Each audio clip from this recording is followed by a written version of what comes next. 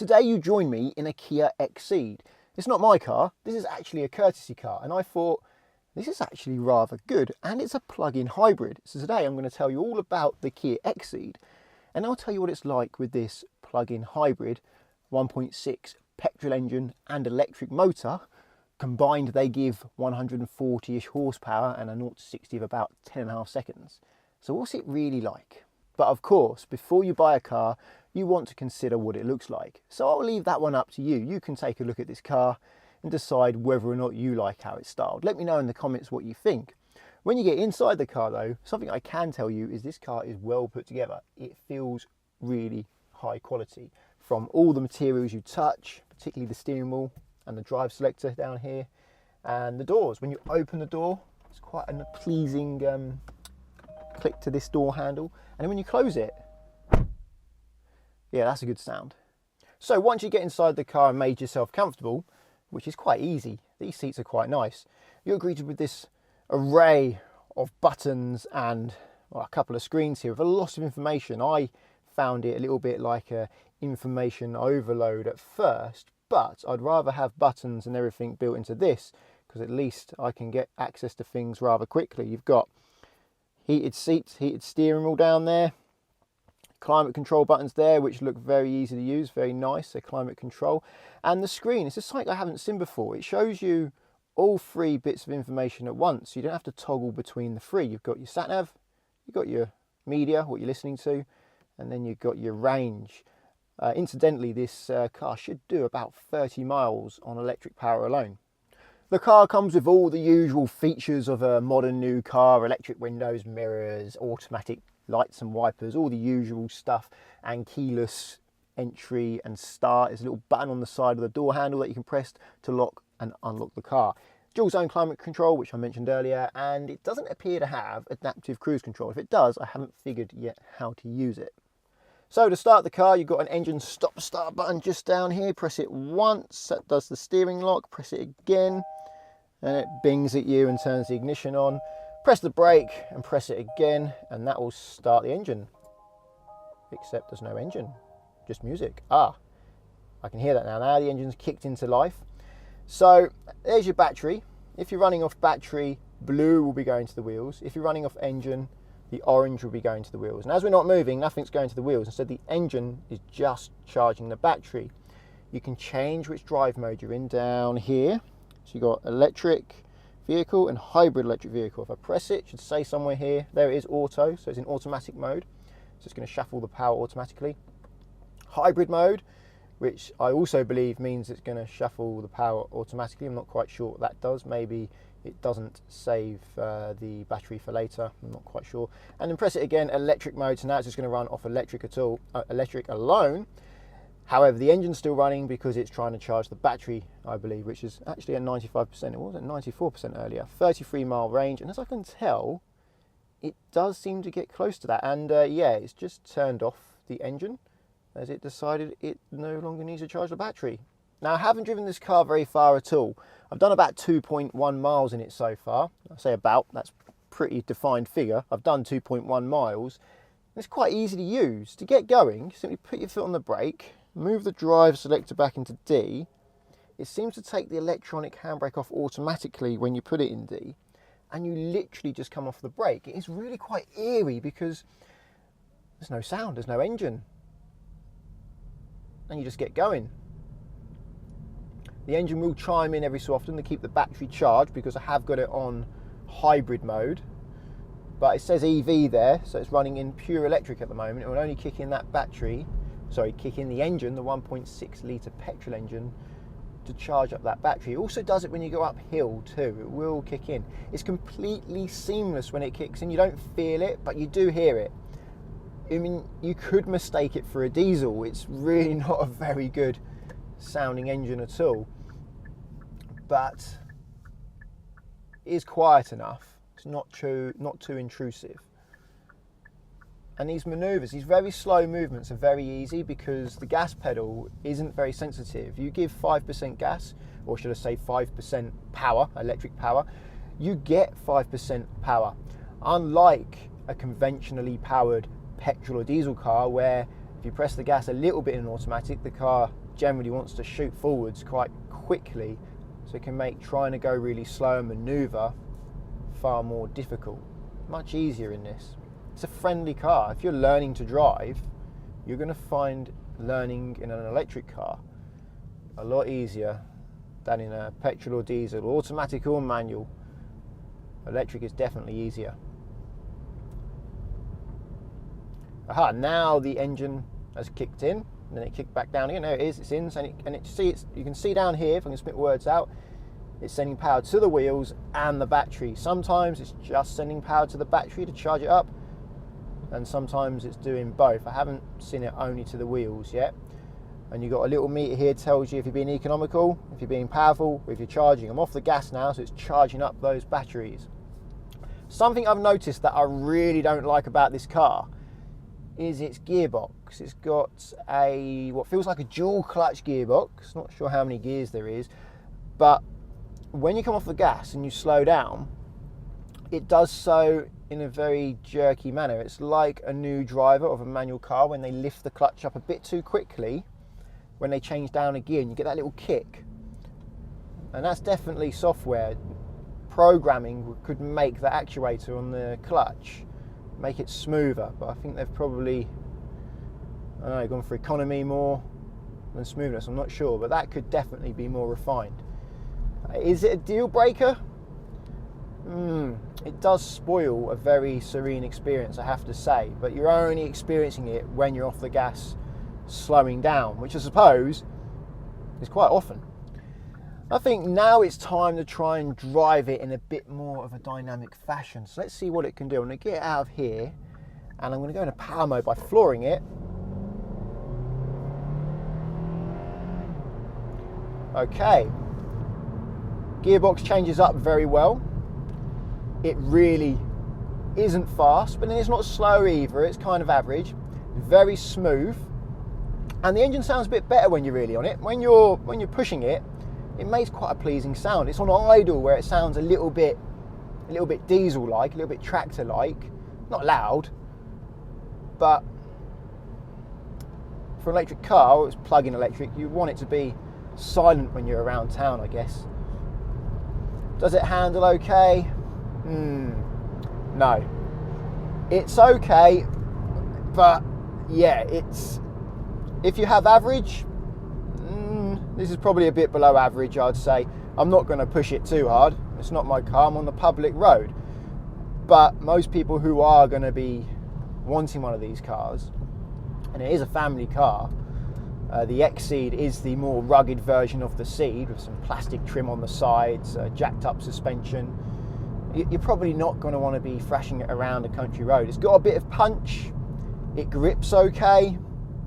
That's all it needs to do.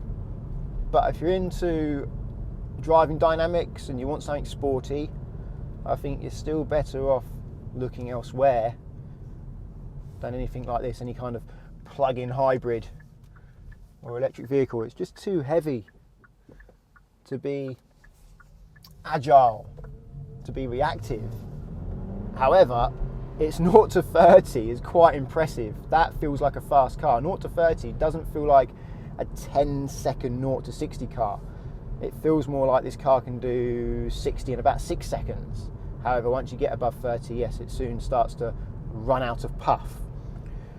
Cruising along at 30 miles an hour is very nice. The suspension is a little bit on the firm side, but rounded. It doesn't crash. And because the car is so well screwed together, there's no rattles or squeaks. It feels like a very high quality car. You get your money's worth with Kia, and I know they have good warranties as well, so this is a very good choice for your own car. If you want to keep it for a long time, you can buy this and have peace of mind. I did reset the fuel economy meter before I started. I've done about, well, just over a mile. Let's see if I can find that now in this. Oh, that's the actual speed. I'm going to go over the speed limit there. That's it. That's how I changed the dials here, or the screen. What was it saying? Average is 56.4. That's what I've done since I reset it, and well, half of that's been done with me booting it along a country road to see how it accelerates, and it's already gone up to 57.7. I think this could be a very economical car. Even though you're plugging it in to charge it, charging your car is much cheaper than filling it up with petrol. 59 to the gallon. I might take this for a bit of a longer run and see what it does. One of the downsides of the plug-in hybrid, the PHEV, is that you have a smaller boot, the batteries are under the boot. There's a place to store the battery cables underneath this false floor, but that's not the best way to do things, as you've got to take things out of the boot, I should imagine, whenever you want to pull the cables out. And with a plug-in hybrid, because you're trying to maximise that short electric range you get, I guess you want to be charging this every day. So easy access to those cables, I should imagine, would be important. Someone needs to come up with a different way of doing this. They need to like put it in the roof or something so you can grab those cables, a little compartment in the boot roof. How often do you use the roof of your boot? Things, you never stack your boot that high. A little flap or something where you can pull the cables out of would make a lot of sense. So another mile later, and I've done 68 miles to the gallon, and that is in hybrid mode. It's shuffling the power. Make sure that is in hybrid mode. I'll press the buttons there. So electric mode now, automatic mode, then hybrid. So it was in hybrid mode. As I pressed it, it went to electric, and that's the next one after hybrid. It actually says down there, HEV. And I'm quite pleased with it, 70 to the gallon. This is genuinely a way to save fuel. You will use less fuel. If you use this electric, if you plug it in and use it, you will use far less petrol. Of course, on the longer journeys, you're probably going to run out of battery pretty quick, but you're still going to get that hybrid assistance when you get to towns, and towns is normally where you use most of your fuel. Well, it's not where you use most of your fuel, but it's where you get poor economy. Right, I'm going to give you one guess to my favourite feature of this car. It is winter, and I am sitting, and that's the heated seats. By far and above, the best heated seats I've ever used. I pressed the button, and I could actually feel the seat get warmer. Within 10 seconds, it was hot. Electric heated steering wheel as well. That took probably about half a minute, but they have some serious punch. I've never experienced that before. I'm not sure if it's because it's an electric car, they can put more energy into it, but I've got to turn it off. I'm really hot. 76.8 miles to the gallon at the moment. I'm going to take it for a few more miles, and I'll come back to you and let you know how it's done. So I've done my research to try and figure out what these three modes mean. Electric mode just uses the battery, but it will kick in the engine if you press the gas hard enough. Auto mode, somehow, I don't know how, but it works out whether or not it should use the battery or save the battery. I don't know how it's going to figure out whether it needs to use it or save it. Who knows? And then hybrid mode basically tries to save as much battery as possible, although I've noticed the range does go down. The battery percentage does go down when I'm in hybrid mode, so it doesn't do a perfect job of saving it. But instead of waffling and me telling you my personal thoughts and experiences with this car, I'm going to do something a bit more objective, a little bit of an experiment. I'm going to put it in EV mode, and I'm going to see how hard I can press the gas, and you're going to see how quickly it will accelerate before the petrol engine kicks in. Then I'm going to drive it to my supermarket that I use in hybrid mode and see what fuel economy I get, how far I go, and how much the battery goes down. So if the battery says it's got 27 miles of range like it does now, and I go 6 miles, does it still say 27? Does it say 21? Does it say 15? Let's see what happens. So at the moment it's in hybrid mode, so I'm going to press this button, electric mode, there we go, that's what we want. Put the foot on the brake, put it in D, handbrake is off, and I'm going to see how quick I can accelerate now without that engine cutting in. No engine, no engine, no engine, no engine, now there's engine. So you can see there how much quicker it accelerated when that engine cut in and how quick it was able to accelerate without it. It wasn't too bad. It will do your normal drive and then some. So that's just electric, maybe a bit more I can give you. Still just electric, and there you go. I think, yeah, the engine's just starting to cut in there. So that's about as fast as you can make that speedo climb before the engine's needed. And I may as well just quickly show you how fast I can make it climb with the engine. Foot to the floor. And there we go. Now I've got to slow down because I'm coming into a 30. So I've just reset the trip computer and I've put it in hybrid mode to try and save as much battery as possible. It's got 79% battery and 25 miles of range. So let's see how much battery I lose on this supermarket run and what the MPG is. Well, I've done the journey. That was 31 minutes for me, 9.2 miles and 69.1 miles to the gallon. So that's a very good figure, 69.1 miles to the gallon. But how much of the battery has it had to use to do that? And I've got here, it had 79% battery and a 25-mile range. It now has 76% battery and a 24-mile range. So it's lost 1 mile of range on the battery, but it's covered 9.2 miles. So the 69.1 MPG figure is a little bit of a fib because it's got one of those miles for free. But either way, that is still more economical than any petrol and diesel car, considering the journey was partly traffic, some stop-start, some 30, some 40. There's a good combination there. It's not like any petrol or diesel car is going to be getting close to 60 to the gallon in town very often. Something that worries me about this car is that I've been driving it now for 1 hour and 49 minutes, 67.7 miles to the gallon, 25.7 miles so far. It's gone from 33 miles range to 24 miles range, and it's used 25% of its battery. That doesn't concern me. That's just figures for you, so you know. What concerns me is in all of that time, the engine, if I can find it, there it is still cold. And that engine is cutting in and out all the time, especially when you press the gas hard and it's working at full pelt trying to launch the car up the road when it's cold. Now, if you know much about engines, engines wear out quickly when they're cold. Most engine wear happens on a cold start and when you're running it cold. Once it's up to temperature, very little wear happens. So these plug-in hybrid cars concern me because I'm worried about how long these engines are actually going to last. How many miles are they going to be able to do before they start burning through piston rings? Only time will tell. It'll be interesting to know if the engineers have designed the engine to specifically cope with it, because normally they make things like pistons slightly smaller, so when the engine's cold, which is not most of the time, it may be slightly undersized, but as the engine gets up to temperature, the piston expands and the oil works properly as well. Maybe there's different oil in it. I don't know. Only time will tell, I guess. Something I forgot to mention was the brake, because I actually thought this brake was quite nice. It's not too grabby, and it doesn't always appear to use the actual physical brakes. It seems to do some regeneration, some regen to recharge the battery, and you can see the little needle on the dashboard go into charge. It goes into like charge quite hard when you press the brake, but then when you press harder it doesn't go any further, and that's when I think the physical brakes are starting to brake the car. But it's imperceptible. You cannot tell the difference. There is a slight clue.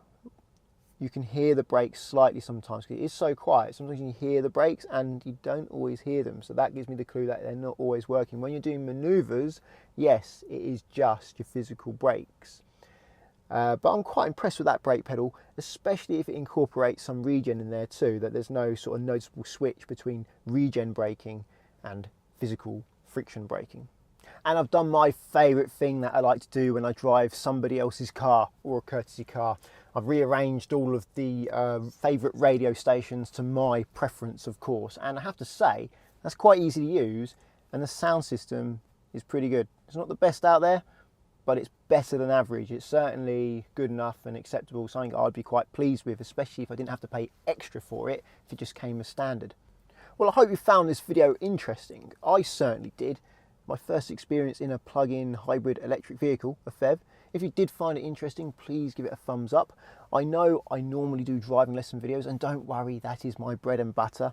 But if I have a car to hand, I sometimes decide to do a quick review on it, and this one I found quite interesting. I'm going to try and get some cheaper cars. I'm going to try and put myself in a position, I can't promise anything, but put myself in a position where I'm going to have access to some cheaper cars, because normally the cars I have access to are 20,000, at least £10,000 most of the time. And I understand first-time drivers normally try to buy cars for less than £2,000. And if I can review some of those cars, hopefully that will help you make a better decision. So if you want to get my future videos, please subscribe. And until the next one, cheerio.